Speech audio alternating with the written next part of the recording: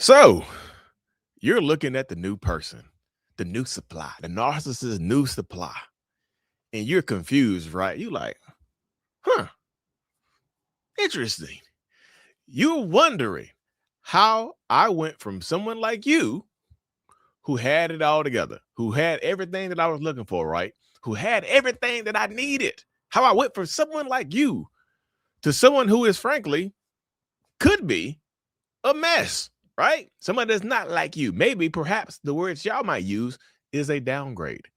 You think I've changed my standards, but I really haven't. I just changed my requirements. Look, I'm a diagnosed narcissist, and today we're talking about the narcissist and their transitional supply, the life raft we jump into when our relationship or when our relationships start sinking. Snap, snap, snap for the intro. What's going on, y'all? Hope y'all having a beautiful, beautiful day. What's going on, Joey? I just saw you posting in the group a few minutes ago. What is up, y'all? But yeah, transitional supply. The in between, the new supply might not be permanent. They might just be transitional.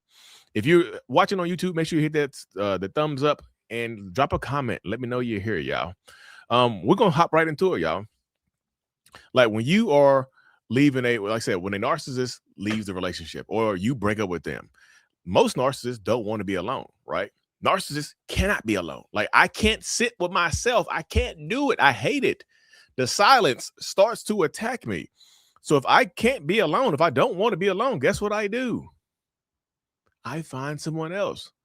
Like I said, the silence is my enemy. I need somebody to fill this space. I need some new supply. So if I discard you or you leave me and I don't have a backup ready, I will, or your narcissistic partner, whoever it is, right? They will take the very first thing that walks by.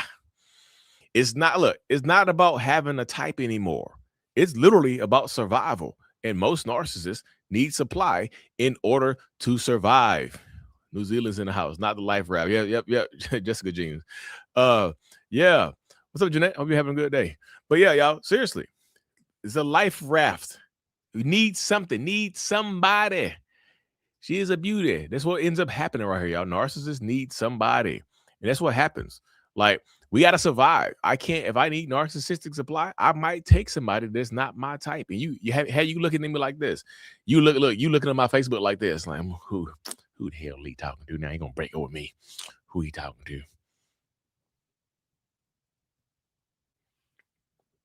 Y'all see this? You see what I'm saying? That's what y'all be doing, right? That's what you do right there. So sometimes it's about survival, but it's also about convenience as well, right?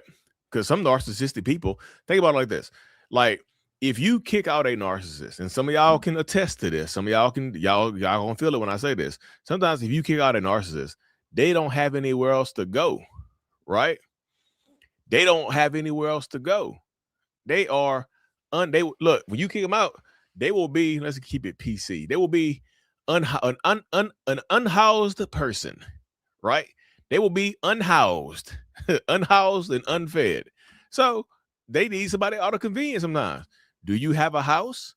This is a nice house. This is an amazing house. Good damn. It can fit two people. Okay.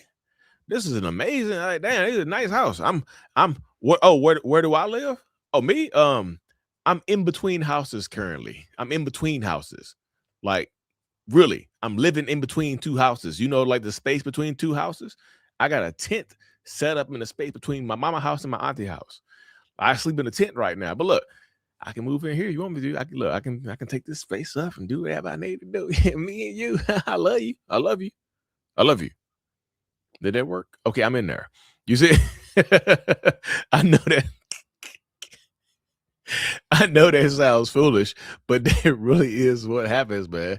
I know it sounds foolish, but that's how the mind works. That's how it goes right there, man. They sometimes just want to have someone around. That's really, really what it goes. He said when it says Mama House. First live from North Carolina. I'm in North Carolina too. But yeah, sometimes it's out of convenience. Like, do you have a cat? Look, at first, my list of things that I needed in a person, my list of things, like my first list of things I needed were I needed somebody that was a certain height, certain financial status, certain weight, race, religion, ethnicity, whatever it is. Right? I had a lot of specific needs and wants from my partner. You got to have this much money. You got to be all this, be all that. Appreciate it. But now all of a sudden my needs have changed. Do you have a couch? Whose name on the lease? Is there food in the fridge? Do you have a car that I can ride in or use sometimes to go look for a job? Do you have debt? Right? Do you have a bank account, with a debit card or something, with an extra debit card? Could you add me as an authorized user on your Discover card? Right? If the answer is yes to any of those questions, then you're hired on the spot. You have been hired for the position of narcissistic supply, aka transitional supply, right? This is not my soulmate. This is not their soulmate. This right here is literally damn near a service provider, right? It's not a soulmate. It's a service provider. It's somebody that I need and whatnot. It's somebody I need here with me. And so that's what goes on right here. This is the mentality that you face. You know what I mean? Hold on, give me hit like and sub, y'all. Make sure y'all hit the like button and the sub if you're on YouTube, especially as well. But yeah, that's the mentality, man. So I know we're gonna cover what a lot of y'all like to say. Why do they downgrade? Why do they look like a downgrade? That's the word that y'all use. I don't think people, unless they are evil people, they can't be downgrades, right? Because we can't control how we look. We can't control how we present ourselves, right? So sometimes when a narcissist is choosing new supply, it's about that the person might be easy. Like I did a video yesterday about grade A supply. A lot of y'all attended. If you haven't watched my video on grade A supply, it's linked on my YouTube channel right now. But sometimes I go from grade A supply. I might go for a D minus, right? I went for somebody who ran a Fortune 500 company to somebody who just had a couch, who got a boneless couch. The couches with no them boneless couches. They don't have no wood in them or anything. They just all cushion. I went from somebody running that to a boneless couch that I can sleep on, right? Because I needed. Look, I don't need grade A. Everybody don't get. Look, D's get degrees, right? Everybody don't pass with an A. Give me a D minus and I'm out of there. Did I get my diploma? Did I get my degree with all my D's? Yes. D's get degrees. D's get degrees. So yeah, I might take a D after I go from grade A. Yeah, that's what I might do sometimes. That's where it goes. That's literally how it goes sometimes, right? That's my mentality. That's how I work it, right? I don't know about it. See, Janae, I don't know about an F. Say, I don't know about it. I might get an F. You can take a couple F's and still pass. You can't have an overall F though. You can take a couple F's. Look, that boneless couch might have a hole in it, right? That's an F, but it's a couch, right? This is where it goes right there. So sometimes, y'all, it's not about looks. It's not about whatever. It can be about the person. It's easy. Like if I had a grade A supply that set boundaries, and those boundaries were starting to get on my damn nerves, and I had to start taking accountability and stuff like that. They started demanding respect from me. I'm tired now, man. Just give me somebody who don't have boundaries. Give me somebody who don't care as long as I'm there. Give me somebody who needs me, right? Somebody who might have some type of, a lot of time, most times narcissists look for strong people, right? But when they're looking for a transitional supply or somebody to fill a space, they'll go after somebody that's vulnerable. They'll go after somebody that might have low self-esteem or something like that. So because now I want somebody who's easy. I want somebody or someone who won't hold me accountable because they just happy that I'm here, right? I'm trading quality for compliance in this situation right here. I'm trading down sometimes, right? I'm trading down. I can't afford to pay. Look, just like a car, y'all. It's like a car payment. I can't afford the car payment no more. It's $1,200 a month. I'm gonna have to trade this in, eat the negative equity, roll the negative equity from my previous relationship into this new one, right? And now my car payment is I got $125 car payment. Yes, I have to get behind the car and push it down a hill to start it. But yes, I have a car now, right? I'm still riding. I'm still getting back. I'm still getting from point A to point B, aren't I? I'm still getting where I need to go, right?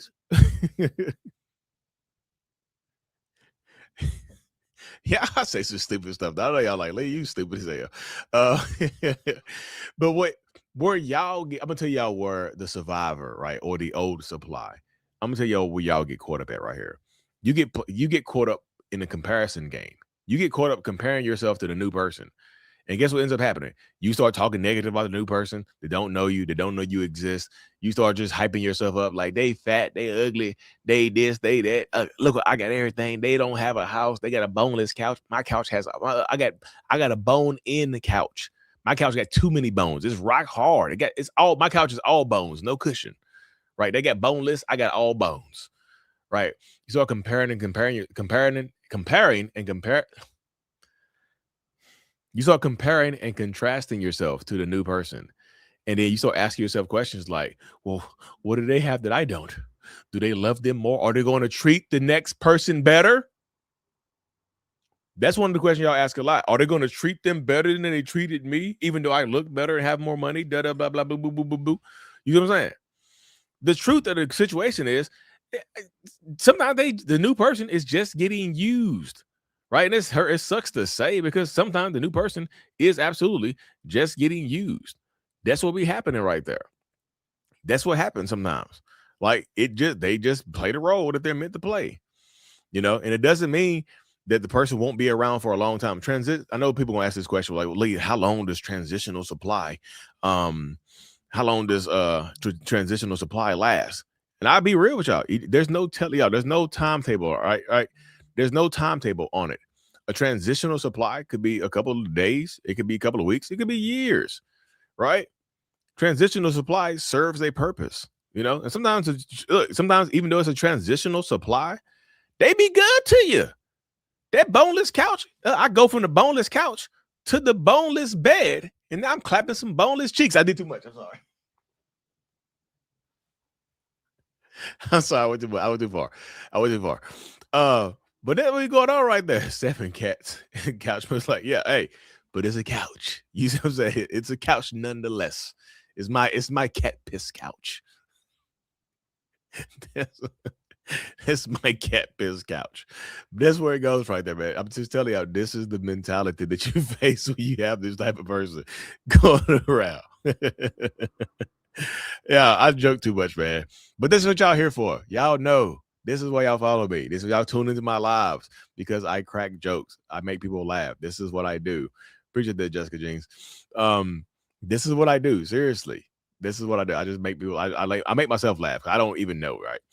So, all in all, like seriously, all in all, the new supply or the transitional supply is typically providing me what you took away, right? What you if you discarded me, right? Provided me what you took away. Lack of boundaries, access, whatever the case may be, I'm getting that from them. I'm getting that from them. But again, you have to understand and recognize that there is a temporary status associated with narcissistic, the transitional supply. It's temporary, right? The temporary is literally a temporary visa into your life, especially with the climate going on in America, right? Transitional supply rarely last a long, long time. I'm not saying that they don't last. Like I just told you a few minutes ago, they could be weeks, months, it could be years, right? But as soon as I get my money right, as soon as I get myself together, as soon as I feel comfortable enough that this person no longer serves me or I could find better, I'm out of there, right? As soon as I can find my own place, my own house, as soon as I get my own job that the transitional supply helped me get, I get my own car and stuff like that. As soon as I get my life together, as soon as I get where I want to go or where I need to go, or I find some more grade A supply or at least a B, right? I'm out of there, right? And not all. I know I make a lot of jokes, but not all narcissists are struggling financially. There are a lot of narcissists that are actually well off or just decently, just decent financially and whatnot. So narcissists, just because they have a transitional supply, doesn't mean that they won't target someone else. And what ends up happening sometimes is they find a transitional supply and be having babies with them. And so the transitional supply ends up being long-term transitional supply. It's long-term. What's instead of like, those what do you call it? Roach motel. They used to call them roach motels back in the day, right? You used to call them roach motels, but now they're called but the you could extend their stay. So instead of being a roach motel or just like a overnight thing, it turns into an extended stay. It turns into an extended stay because now we got a kid together. Now there's something there's something going on right here. That's what ends up happening, man. Temporary transitional supply typically serve to get the narcissist from point A to point B, but there's no time limit on the length of time it takes to get from point A to B. Right. So if your narcissistic partner has broken up with you, or you broke up with them, right? You got to stop hurting yourself, man. You got to stop checking their social media. You be doing it. If you check your narcissist social media, drop some eyeballs in the comment section. Like do the little side eye. Just type the word EYES and drop that emoji in the comment section. I know a lot of y'all do it. Don't be ashamed. There's nothing to be embarrassed about, right? Because this is what the community is for. This is what it is for right here. Like, stop checking that person's page. That's called pain shopping. You're going looking for things that are going to hurt you. Nothing on that page is going to make you feel better, right? Nothing. Even if they're doing bad, because you have a high capacity for empathy, you're going to feel bad for them. If they're sad, you're like, oh no, they're sad. You see? Even if they hurt you, you're gonna be like, oh no, they're sad. Maybe I can help. You see? There you go again. You're gonna become the transitional supply. You see? So stop checking their page. Like, you're not looking for love anymore, y'all. You're not looking for love in a transactional relationship dynamic, right? They are not happier with them, even though it seems like it in the pictures, right? They're just getting their needs met. This typically happens right here, y'all. That's what typically happens in these situations. You got to stop looking at their social media. Stop comparing yourself to the narcissistic ex and whatnot, or what they have going on, to the new supply. And what really can help y'all, if you're talking negative about a new supply that doesn't know you exist, that doesn't help you right there. You know what I mean? That doesn't help you at all. At all. Why I say Stephen Moore? Steamo. What's going on, girl? My favorite one-liner is, men sleep with who they can, women sleep with who they want. And that kills any pride of y'all. Oh, yeah. He is 88 years old, still doing this shit. Yeah, they don't get better with age. You don't age out of toxicity. Right? You do not age out of toxicity. Now I got time. I got a few minutes for some Q&A, y'all. If y'all want to drop some questions in the chat, feel free to do that. Yeah. Feel free to drop some questions in the chat, all the other good things. But, like, yeah, they don't grow out of toxicity. You will have an 85, 90-year-old toxic, narcissistic bastard still being evil. You be like, you're 100 years old. Are you not going to stop cheating? And they be like, as long as I can get it up, I'm going to get it up. The new supply stalks me. Wonder why. You got to wonder what was being told to the new supply about you. You might not even know this person. They're stalking you. What was being told about you? That's the thing right there. The narcissist will lie to the new supply about what you've done, how you survived, what you did to them, all kinds of stuff. They'll just lie, man. They be lying their asses off. The new supply watches my social media. Yep. Well, I wonder what they said to them. Think about that right there. A person who you don't know is watching your social media. Why is that? You don't know this person. They don't know you. Why are they watching your social media?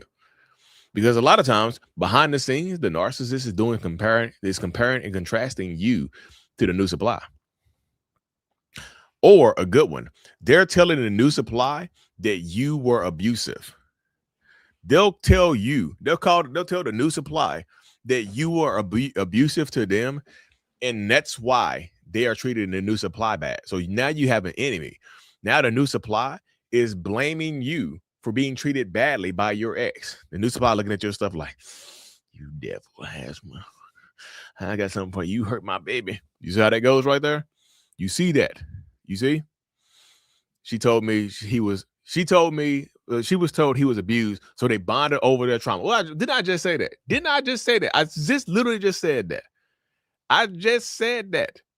Did I say that? I just said they will make these stories up about how you were abusive and they're healing from you, and this is why they treat them new. I just said it. Look at me. I be on point, Nona. I be on point. With this thing. How do I know if he got into therapy is changing him or manipulation to get him to move back home and take him back? Only Tom will tell in that situation right there. Let's be real. People who get into therapy are not bragging about being in therapy. He's not calling, like, somebody who's truly trying to change is not reaching out to you and just saying, hey, Stephanie, do you want to give you an update from therapy today? The therapist said I was good to go and I can come home. No. That's manipulation. True therapy takes a long time to work. It's not a couple of days. It's not a couple of sessions. That's a long-term investment, right? That's how it goes right there. The new supply wanted to save him from me and told him she will be his private psychologist. But yeah, think about the mind of somebody who's saying something like that. I'm gonna be your private psychologist. One thing that ends up happening a lot, y'all. Y'all know I still do my one-on-ones over Zoom, mentalhealness.net, right? I do phone calls as well. But y'all know one thing that happens so much. Like, think about that right there. Like, to believe everything that comes out of somebody's mouth you just met is y'all gotta. I know some of y'all probably a lot of people have done it, right? But like, you got to think about that mentality right there. Why are you so willing to believe everything that comes out of this stranger's mouth? You see, why are you so ready to believe everything? You just met this person. You believe everything they say. You see what I'm saying? Everything they say, everything, like everything out of their mouth, every kind of fantastical, crazy ass thing that they make up, you believe it. You like, just because they cute, just because they got a big booty or a nice car, or they tall, dark, and handsome, right? Y'all just be believing shit. Y'all just look. We got to use our discernment better. Stop believing everything. Make them earn your trust. That's one thing people have to get good at. Make people earn the benefit of the doubt or your trust. Research, background checks. Just do background checks. I did a one-on-one with a woman one time, right? She said she did the background check right before her wedding. Like she got married, right? And she saw something online about you should do ladies before you get married, do a background check. And she did a background check on her soon-to-be husband, right? And it turns out he had moved from a different state where he had like SA'd a few other women, and he had moved states to get away from it. So he was literally a wanted criminal. And she only found out because she did a background check. And she did, of course, she didn't marry him, but she's like, "Lee, but he's in jail writing me, telling me that he made a mistake. He didn't want to. He just loved me so much. He knew I wouldn't want to be with him if he told me what he was accused of, and he just wanted to fight. And it's not true." I'm like, "Oh Lordy," you see, that's what be happening right there. They be lying. They be lying. He claims to have developed a drinking problem since we got a divorce last year, and keeps calling me drunk, saying he wants his wife back, but then goes me after. You gotta stop picking the phone up, Daphne. You gotta stop picking the phone up. Mm-mm. Mm-mm. Yes, I pick the phone up because if you pick the phone up, he doesn't have to go. He doesn't have to work hard. Let's say I'm your ex. So Daphne, let's say I'm your ex, right? And I don't want to see you move on. I'm calling you, complaining about being drunk, right? Missing you, want my wife back. The fact that you're answering the phone lets me know that I can still come back into your life, that you haven't moved on. Because if you move on, you got another boo, you're not answering that phone. Right, you're not picking the phone up. So now that I reassure myself that you haven't moved on, I can ghost you and go do what I want to do. You see, that's how it happens right there. That's what I would do. Girl, I'm drunk and I miss you. I want my family back. And then you pick up. It's like, no, you don't. Hang up. Hear from me. You know what I'm saying? The more you pick the phone up, it just letting them know that they still have some type of access on you. You don't want them to have access. Lying bad, whole time undiagnosed bipolar personality. Oh, goodness. 8 months, and then longest we've gone without speaking. It's insane. Protect your peace. Gotta protect your peace. Mine hasn't hoovered at all since we split. I have him blocked on all socials, though. He had to see me in court for my protective order, though. Be safe, right? You have to be safe right here in these scenarios because, like, I'll say this: not every narcissist hoovers either, right? Not every single narcissist or toxic person will hoover you. That's just not like that. That just doesn't happen, right? It seems, I know a lot of people will say that, but that's just not 100% true. Like, not every narcissist will try to hoover you or get back into your life or do anything like that, right? That's not how it works. You know what I mean? So that's something you got to think about as well. Like, not every single narcissist will be like, you know what? I want to be hoovered. You know, and not all of them will do that. And also, y'all, if y'all want to learn how to heal from narcissistic abuse and understand what you went through, I have 2 courses available. One is called Finding Your Why. The other is called Understanding the 7 Stages of a Narcissistic Relationship. You can find both of those at courses.mentalhealness.net. Find both the courses at courses.mentalhealness.net. And you can enter Enter the code mothers or fathers for 50% off. Courses.mentalhealness.net. Mothers or fathers for 50% off my 5-star rated courses that people have taken and rated them 5 stars. Courses.mentalhealness.net. They childhood on something. Yeah, sometimes they really is. Not all narcissists have bad childhoods though, but they will try to use that against you. I just left a narcissistic abusive relationship 6 weeks ago. I have an 18-month-old son. This man in the past 6 weeks has placed a police report saying I stole all my belongings from him.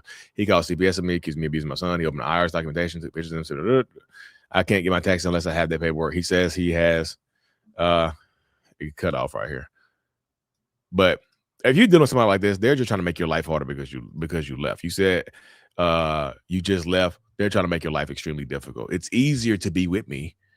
You know, Amanda, just come home. It's easier if you're with me. If you were home, if you were here, you'd be home already. It sound like Pennywise, doesn't it? Mine is stalking me. Stay safe. Yeah, you gotta stay safe. If you were home, if you lived here, you'd be home by now. It sound like Pennywise from It. Come on in the house. If you were here, you'd be home by now. 13 court dates, 3 protective orders. He called from every facility. Therapy was a game changer. Oh, good God. He was doing all that. Why? Goodness gracious. Oh my goodness. Why does he want couples therapy when I didn't break out marriage? When I didn't break out marriage, I have my own therapy. I feel he still wants to share accountability for the abuse. Yeah, I mean, sometimes they'll try to find a therapist or whatever that just will say that. And y'all, let me be real. I'm gonna keep it frank with y'all right now. There are, and this is not for every one of them, but there are a lot of horrible therapists out there that do not understand narcissistic abuse or manipulation, right? You don't have to get certified in manipulation to be a marriage counselor. So if you go in there, and I had a woman one time, right? I did a one-on-one with a lady. She said that her husband would like literally SA her if she didn't want to sleep with him, he would take it from her, like take it like aggressively. And so she told somebody, the pastor of the church just happened to also be a marriage counselor, like licensed marriage counselor, came in there and she told the pastor, she was like, well, if I don't want to sleep with him, he gets aggressive and he just takes it from me. Like y'all know the word. The fruit, grape without the G in front of it. Her husband would grape her, right? And the pastor said, and she's like, I don't want to do it all the time, and he grapes me. And the pastor, pastor said, the pastor / marriage counselor said, he's like, you do that for real? And the man was like, yeah, because she don't want to get up sometimes. And the pastor was like, looked directly at the wife and said, in the Bible, it says you gotta, pretty much in the Bible, it says you gotta fuck your husband when he wants to, right? And she's like, huh? It's your duty to give that booty up. You got to get that booty up. You got to, like, even if you're not in the mood, you got to give him that booty. You got to give it up. I was like, wow, that's insane. So I would not suggest marriage counseling, because you end up with somebody like that, they're going to make you take accountability for your abuse. If you'd have just slept with him, you wouldn't have got raped. What? Do trauma counseling for yourself. Do not go back to the narc. Yeah, absolutely. Trauma counseling for yourself helps. My ex-friend is a therapist and gave me psychology terminology of what he was doing to me, and she turned on me like she didn't believe me. Oh, dear Lord. Yeah. My ex-friend. See, my friend, he was out of his mind. Yeah, he was absolutely out of his damn mind. My son's father would touch me more if I asked him not to. He told me if I don't give him ass, he won't pay my bills. See, there you go. You see, coercive control. You see how people like that, how people like this get? Marriage counseling was horrible, and everything was weaponized against me. Yep. Sounds about right. Oh man, I can't stand a religious abuser. Yeah, now if y'all want to see me get triggered, this is what triggers me the most right here. The religious manipulation, spiritual abusers. That trigger me the most. Y'all see me get mad? That triggers me the most right there. Anybody using the Bible, weaponizing the Bible or religion to get something from people. I hate it. I hate it. Hate. You know what I'm saying? That's how I say it like that. Hate. The voice comes from deep. That voice comes from deep down. That's like the demon voice. Like, Lee, you're a demon. I'm like, no, I just hate it. Yeah, that's literal I said, Kate. That's what literal I said. Like, get the hell out of here. Like, don't ever go to that church again. He sends me scriptures every day. Of course he does. That's not somebody that's getting better. That's not somebody. Somebody who's sending you scriptures every day is trying to manipulate you because they handpick the scriptures, right? They be handpicking the scriptures to send. It would say, obey one's wife and treat her with respect. Like, nope. Find the one about obedience. Wife, send. That's how I would go right there. They're not sending the good stuff. They're sending obedient wife. Can't divorce unless you cheat. Send. Nice. Nice. What's MTL? What's MTL? Is that Montreal? I could be wrong. My therapist validated my abuse and helped me name it. Yay. Yay, I love that for you. I really do love that for you. My ex-husband has me in this triangle with him and a new wife. He cheated with her, divorced me, and they married in November. I just want my split from the property, which is all we need to settle. He filed an appeal in the land court again. We have been back and forth. Yeah. So I'm not engaging with the new wife or anything like that. I'm not engaged with her. I'm not talking to her. Not even if they got kids. I'm not talking to her. I'm not doing anything like that. Of anything. Not talking. Not new communication. I'm not even trying to negotiate with him. I'm just letting the lawyers handle it. If you have the lawyers, let the lawyers handle it. They didn't communicate with them. There's no need. They're just trying to trigger you. They're trying to wear you down to get you to give into what they want. When you can't block these guys, don't give them access. Sometimes I block and unblock depending on what the kids need. Yeah, just block. I call it on contact, not even no contact. I call it on contact. Only necessary contact. Instead of no contact, some people have to go on contact. You have to do only necessary contact because everybody can't go no contact because you don't have a third party. You don't have, like I said, you have kids or something like that. There's so many different things right there. So on contact helps you. Just only necessary contact. Only respond when necessary. Only if it's about the kids. Only if this message or this communication crosses, checks off enough boxes. So it hits a certain number of criteria right there, right? Marriage papers or ownership. Yep. Access denied. Ooh. How does a narcissist show they're willing to work on themselves? They actively go to therapy on their own and don't try to use it as manipulation. Right? You don't go to therapy and come home and you're like, look, my therapist said this and that. Yeah, that's not how it worked for me. But yeah, I do got to hop off here. I had to pick my son up from school. He's a senior and he gets out of school early now, so I do have to get out here and whatnot. If y'all want to, like I said, I answer questions every single day in my support group called the Mental Healers. Y'all can find my mental healer support group. It's at mentalhealness.net. You can see it scroll across the bottom of the screen. Or you can just go to courses.mentalhealness.net as well. Join my support group. We do Zoom meetings every Sunday, private Zooms. Everybody gets their questions answered and whatnot. If you post anything in the group, you come directly to me. Be safe. Thank y'all for tuning in. Appreciative of y'all. I'm grateful for you. Mentalhealness.net for everything. Subscribe to the channel, and I'm out. Peace. Hugs to the chat. Yep.